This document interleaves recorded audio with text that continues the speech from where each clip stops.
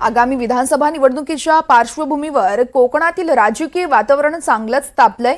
जनसन्मान यात्रेनिमित्त उपमुख्यमंत्री अजित पवार आज चिपळूणमध्ये आहेत, तर इंदिरा गांधी सांस्कृतिक केंद्रासमोरील पटांगणात त्यांची जाहीर सभा असेल। जनसन्मान यात्रेनिमित्त शहरातून दुचाकी फेरी देखील काढली जाईल। ठिकठिकाणी अजित पवार यांचं जंगी स्वागतही केलं जाईल। आमदार शेखर निकम यांना पुन्हा एकदा निवडून आणण्यासाठी अजित पवार यांनी चांगलीच कंबर कसली आहे।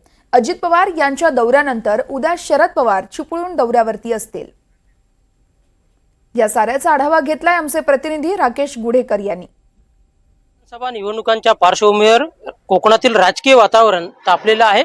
त्यातच आता नेत्यांचे दौरे देखील सुरू झालेले आहेत आणि मुख्य म्हणजे रत्नागिरी जिल्ह्यातील चिपळूण विधानसभा मतदारसंघामध्ये दोन्ही राष्ट्रवादीने लक्ष केंद्रित केलेलं आहे आणि याच चिपळूण विधानसभा मतदारसंघात आता काका पुतण्यांचे दौरे देखील सुरू झालेले आहेत। आज राज्याचे उपमुख्यमंत्री अजितदादा पवार हे जनसन्मान यात्रेनिमित्त चिपळूण दौऱ्यावर येत आहेत।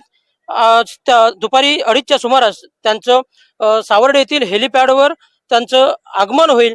त्यानंतर इथे त्यांचे जंगी स्वागत होईल आणि त्यानंतर चिपळूणमध्ये बाईक रॅली देखील निघेल आणि त्यानंतर संध्याकाळी त्यांची जाहीर सभा देखील सांस्कृतिक केंद्रातील मैदानाजवळ होणार आहे। आणि आज ते नेमकं काय बोलतात याकडे संपूर्ण कोकणाचं लक्ष लागलेलं आहे। कारण त्याचं मुख्य असं आहे की आज अजितदादा पवार यांचा दौरा झाल्यानंतर लगेचच उद्या राष्ट्रवादी काँग्रेस शरदचंद्र पवार पक्षाचे अध्यक्ष खासदार शरद पवार हे देखील चिपळूण दौऱ्यावर येत आहेत। उद्या संध्याकाळी ते दौऱ्यावर येणार आहेत। परवा त्यांची जाहीर सभा होणार आहे। अजितदादांच्या या आमदाराला टक्कर देण्यासाठी शरद पवार यांनी देखील कंबर कसलेली आहे। कदाचित ते परवाच्या सभेत त्यांच्या उमेदवाराची घोषणा देखील करण्याची शक्यता आहे। त्यामुळे हे दोन्ही नेते आपापल्या सभांमध्ये काय बोलतात याकडे सर्वांचं लक्ष लागलेलं आहे।